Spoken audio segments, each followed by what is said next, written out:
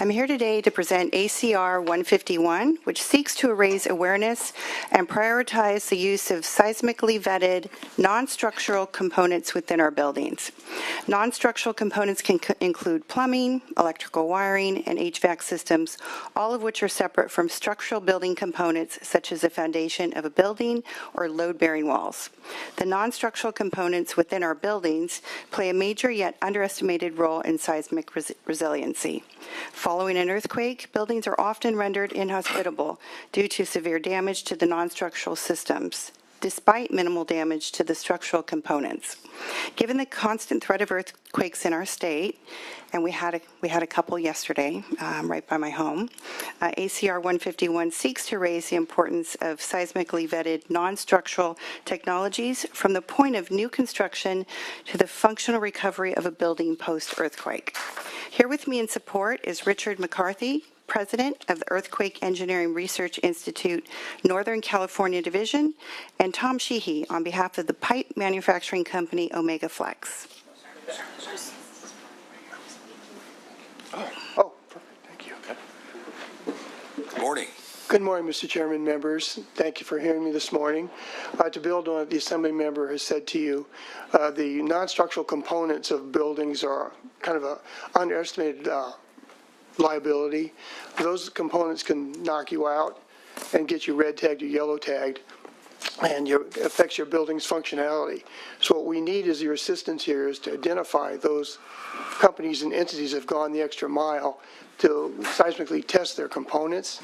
And as an example, final point is we have a large seismic test at UC San Diego, 10-story building, steel moment frame, full of non-structural components, and we'll be shaking that entity and doing post-earthquake fire tests as well. So these are sophisticated tests, and it's up to us to try and recognize those companies by allowing potential building owners and contractors to identify and use those components. They don't cost any more than any other component, so it improves the functionality and, shall we say, resiliency of the building. So thank you. Thank you very much. We're going to pause at this point and do a quorum call. Secretary, please call the roll.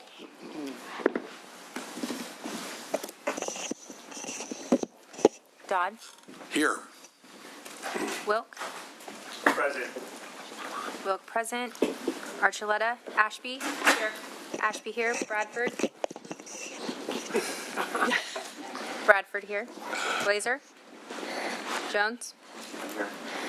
Jones here. Nguyen. Ochobo. Here. Ochobo here. Padilla. Barntino. Here. Barntino here. Roth. Here. Roth here. Rubio.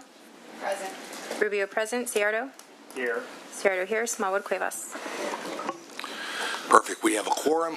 Please proceed. Great. Thank you, Chairman Dodd and members of the GEO Committee. Really appreciate the opportunity to have a few words here in support of Ms. Calderon's resolution. California is earthquake country. There's no question about it. We've had several earthquakes over 4.0 on the Richter scale just in the last 10 days.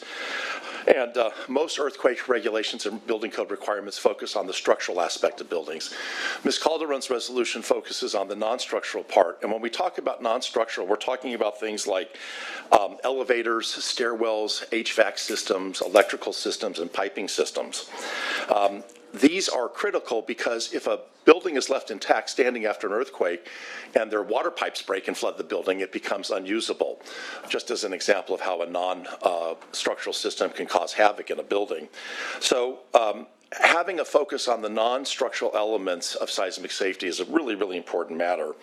ACR 151 addresses this critical infrastructure and the benefits that it can bring by trying to jumpstart more work in this area with non-structural systems.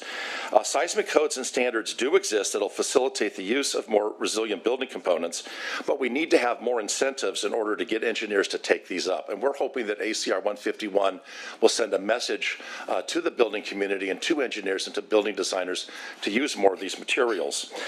Changes in building standards are happening across the country, and so we think this is a really good opportunity to send a message to the building code community, such as it is.